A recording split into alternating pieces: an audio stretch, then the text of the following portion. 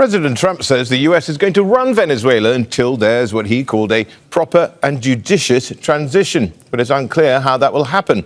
According to Trump, Secretary of State Marco Rubio has been in talks with Venezuela's Vice President Delcy Rodriguez.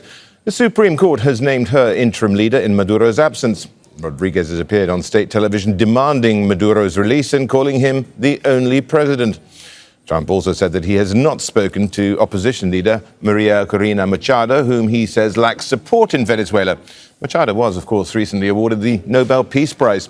Machado had earlier pushed for Edmundo Gonzalez to take power. Gonzalez is an exiled opposition candidate who ran against Maduro in the last election. Javier Farje is a journalist and historian specializing in Latin American affairs, and he joins us now live from London. Thank you so much for joining us, Javier. We talked 48 hours ago before this all happened. Now, things have completely changed. What is your take on what has happened and what happens next? And has it been thought through? Well, it's very interesting what's happening here. Frightening and interesting in equal terms. Yesterday, Marco Rubio and Trump said that they were in talks with Delcy Rodriguez. Delcy Rodriguez, the vice president, this morning, the Supreme Court orders her to take over as the interim president because they still recognize Maduro as the president of Venezuela for the next 3 months, and any extension will have to be approved by the National Assembly, the Venezuelan parliament. So these two facts seem to be matching the whole picture. Now, Donald Trump is transactional. He will not attack Venezuela if the Venezuelans decide to accept certain conditions. If you think about what's happened, the only person who's been arrested is Maduro. He has left the whole structure of the Bolivarian process intact. The army, the police, the state, everything intact. The only thing that's missing there is Nicolas Maduro. Because the Bolivarian process at the end of the day is actually a project rather than one person. And so they're in charge of the army, they're in charge of the police, they're in charge of the state, they're in charge of the militias. So they are there. So any aggression will be repelled by this movement. So it's very important for Trump to be pragmatic about this. Now, Delcy Rodriguez, there is a report which was published, by the way, Delcy Rodriguez denied this in the Miami Herald in October last year, which suggested that she had proposed to President Trump a transition without Maduro. She denies this happened, but now, if we see what's going on in Venezuela, we can see that the pragmatic side of the Bolivarian group, the pro-Chavista group, may emerge and negotiate with Maduro. Now, with Trump. Now, you say, yes, but she said all these things on TV. She has to do that. She cannot afford at this moment, to say we're going to work with the Americans, because it would be working with imperialists. She has to use this revolutionary rhetoric, which has been used many times, but in terms of being pragmatic, in terms of the survival of what remains of the Bolivarian process, she will have to work with Trump. How it's going to happen, we don't know.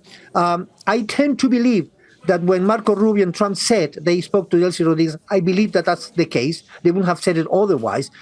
Now, President Trump says that he's going to run Venezuela. We don't know how he's going to do that, but he's going to need the people who are in power at the moment. He cannot do that without them, because in order to be able to do that without them, he will have to bomb them, arrest them, and start a very, very serious conflict in Venezuela. So, Javier, what you're saying here is that the state is still in the image of former President Hugo Chavez, and that is something which can be used now to do America's bidding. Yes, but what's happening here is Delcy Rodriguez, she is a staunch Chavista, together with Padrino and Cabello, the two, Diosdado Cabello and Vladimir Padrino, the two strong men in the government. Now, she's also, it's very interesting to know, when she was president, she was Minister for Oil and Gas.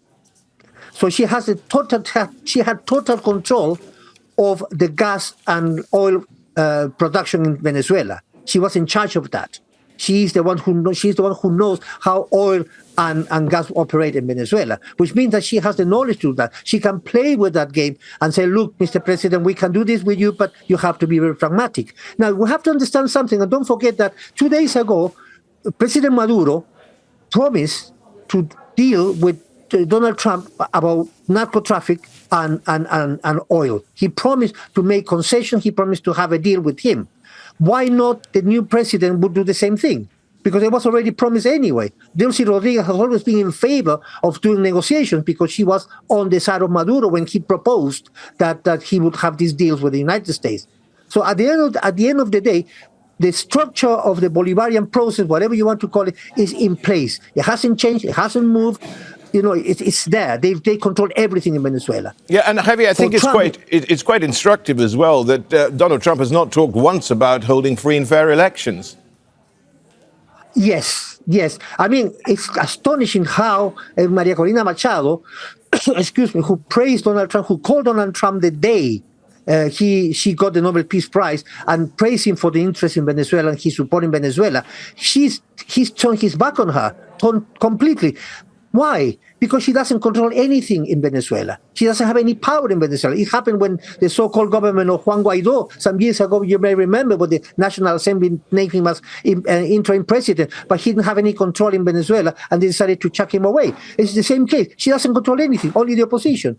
The army is controlled by the Chavistas, the police controlled by the Chavistas, the militias controlled by the Chavistas, the state controlled by the Chavistas, the oil, etc., everything controlled by the Chavistas. Maria Corina Machado controls absolutely nothing in Venezuela.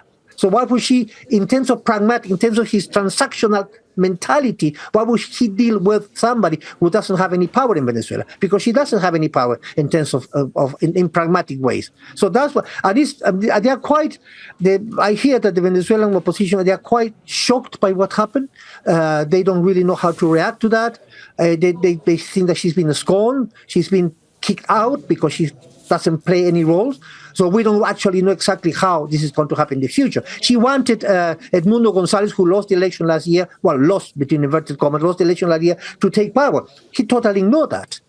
So we don't really know how the transition to democracy is going to happen, new elections, or the appointment of Edmundo Gonzalez as president. We don't know what's going to be the deal between Delcy Rodriguez and the Chavista government and Trump. We don't know yet. What we know is that it is possible. I don't rule out completely cooperation between the U.S. and the government of Delcy Rodriguez. Javier, very quickly, how will this military action be really digested by some of those critical in the region of Donald Trump and what some are now calling the Don Road doctrine? Well, they fear, they are afraid. Cuba is worried. They think they are going to be next. I doubt it because Cuba doesn't have oil. Colombia as well. President Gustavo Petro is worried because he's been very critical of President Maduro, of President Trump in different ways. The drug traffic, Gaza, etc. So, and as your correspondent said rightly, Colombia and Venezuela share a long border, 2,200 kilometers of border. Whatever happens in Venezuela affects Colombia in many different ways. So they are worried about it. Of course, they condemned the attacks in Venezuela. President Lula da Silva condemned the attack in Venezuela, but many right-wing presidents or far right-wing presidents like Javier Milei, they applaud the actions of Trump. So Latin America is divided.